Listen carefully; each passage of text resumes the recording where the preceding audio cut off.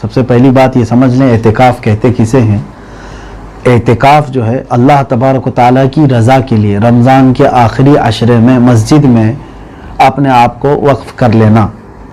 قرآن پاک میں اللہ تعالیٰ نے اس کے متعلق فرمایا وَلَا تُبَاشِرُوهُنَّ وَأَنْتُمْ عَاكِفُونَ فِي الْمَسَاجِدِ، یعنی رمضان کی راتوں میں تمہیں اپنی بیویوں کے پاس جانے کی اجازت تو ہے، لیکن جب تم مسجدوں میں اعتکاف میں ہو تو یہ بھی چیز تمہارے اوپر حرام ہو جاتی ہے، یعنی اعتکاف کے دوران.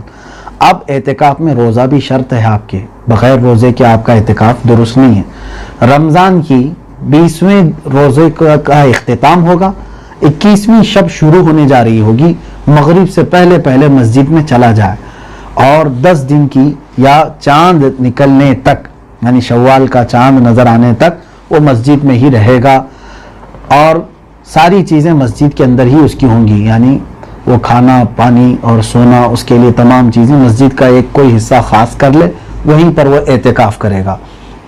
اعتکاف کے مسائل میں یہ ہے، اگر مسجد ہونا مرد کے لیے شرط ہے، یعنی کوئی بھی مرد جو ہے کہاں اعتکاف کرے گا؟ مسجد.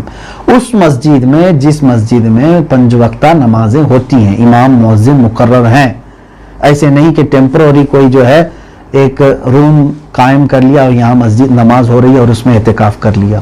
نہیں، جو مسجد ہے مسجد میں ہی اعتکاف ہوگا. کس کا؟ مردوں کا.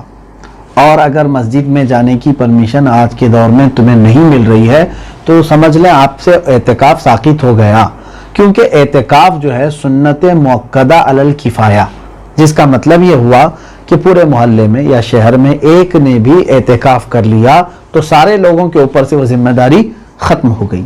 سارے لوگوں کے اوپر سے وہ ذمہ داری ختم.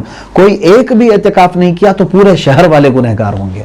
لیکن جہاں تک مجھے امید ہے لاک ڈاؤن کے ان حالات میں بھی مسجد میں 4-5 لوگوں کو نماز پڑھنے کی اجازت گورنمنٹ کی طرف سے موجود ہے.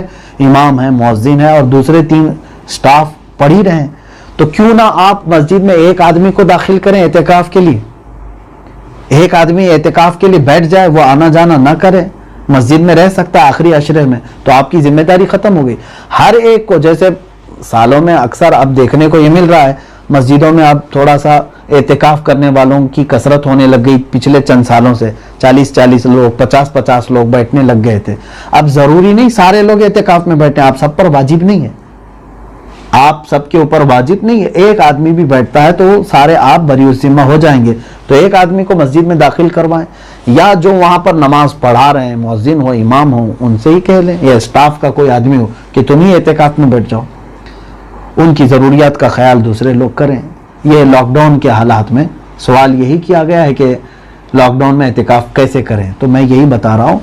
اور کچھ لوگ یہ سمجھ رہے ہیں کہ ہم تراویح نماز وغیرہ سب گھروں میں پڑھ رہے ہیں، تو کیا گھر میں بھی کوئی ایسی جگہ خاص کر کے ہم اعتکاف کر سکتے ہیں؟ تو میں کہوں گا وہ عورتوں کے لیے، آپ کے لیے نہیں. عورتوں کے لیے گھر کی ہی جو مسجد ہوتی ہے ان کی، یعنی نماز کا ایک کمرہ بناتے ہیں، اپنے لیے ایک جگہ خاص کرتے ہیں، گھروں میں ہوتا ہے تو اس کو مسجد بیت کہتے ہیں، یعنی گھر کی مسجد. اس میں عورتیں بیٹھیں گی، اس میں عورتیں بیٹھیں گی، لیکن ان کے لیے بھی یہ شرط ہے کہ وہ پاک ہوں گی. حیض و نفاس ان تمام چیزوں سے وہ پاک رہیں گی تو ہی ان کے لیے اعتکاف ہے. اب وہاں پر عورتیں اپنی ضرورت کے علاوہ کسی بھی کام کے لیے باہر نہیں جائیں گی. مثال کے طور پر طہارت، استنجا وغیرہ کے لیے یا نہانے کے لیے جانا ہو تو وہ اپنے اس کمرے سے نکل کر کے جا کر غسل کر سکتی ہیں، نہا سکتی ہیں اور پھر واپس آ کر کے وہیں بیٹھ سکتی ہیں. وہ اپنا کھانا پانی سب وہیں کریں. ایسا نہیں کہ کوئی سہیلی آئی اٹھ کر کے باہر چلی گئی، کوئی مہمان آئے اس کو بات کرنے کے لیے چلے گئے، تو اس کا اعتکاف ٹوٹ سکتا ہے، اس کے اعتکاف میں خرابی آئے گی.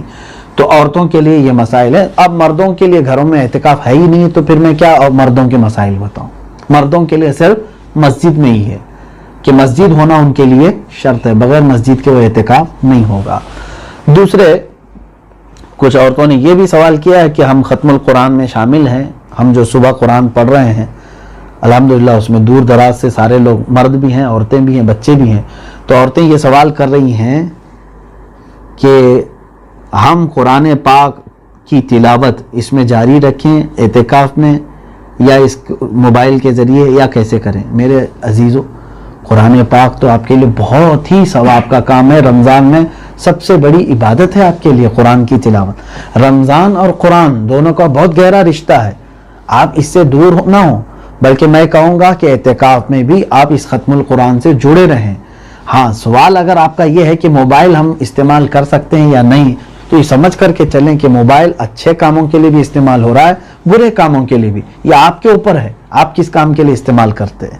اگر قرآن اس میں کھولنے کے لیے موبائل استعمال کیا جا رہا ہے, تو پھر یہ قرآن اس کی بھی وہی حیثیت ہوگی, اس کی بھی وہی حیثیت ہوگی, کیونکہ یہ بھی ورقوں پر لکھا ہوا ہے, یہ بھی اسکرین پر چھپا ہوا ہے, دونوں کی یہی. کیونکہ جب موبائل پر قرآن اوپن ہو جائے گا تو آپ بغیر وضو تو موبائل کو بھی نہیں چھو سکتے. ہاں, اگر وہ جب فولڈر میں اندر چلا جائے تو پھر آپ بغیر وضو کے بھی موبائل کو اٹھا سکتے ہیں. جیسے کہ قرآن کو اگر غلاف میں ڈال دیا کپڑے میں, تو بغیر وضو کے غلاف کو پکڑ سکتے ہیں. تو ایسی مسائل ہیں. تو موبائل لے کر کے اعتکاف میں جانے کے متعلق اگر آپ پوچھ رہے ہیں, تو میں اتنا کہوں گا, جتنا ہو سکے بچنے کی کوشش کرو موبائل سے. اگر تمہیں ختم القرآن میں شامل ہونے کے لیے استعمال کرنا ہے تو اس کی اجازت ہے, آپ سن کر کے قرآن پڑھ سکتے ہیں. باقی دوسرے کاموں کے لیے اس موبائل کو دور رکھیں. اعتکاف ہوتا ہی ہے دنیا سے دوری اختیار کرنا اور اللہ سے قرب حاصل کرنا, اور ساری دنیا تو اسی میں موجود ہے. اس سے احتراز چاہیے.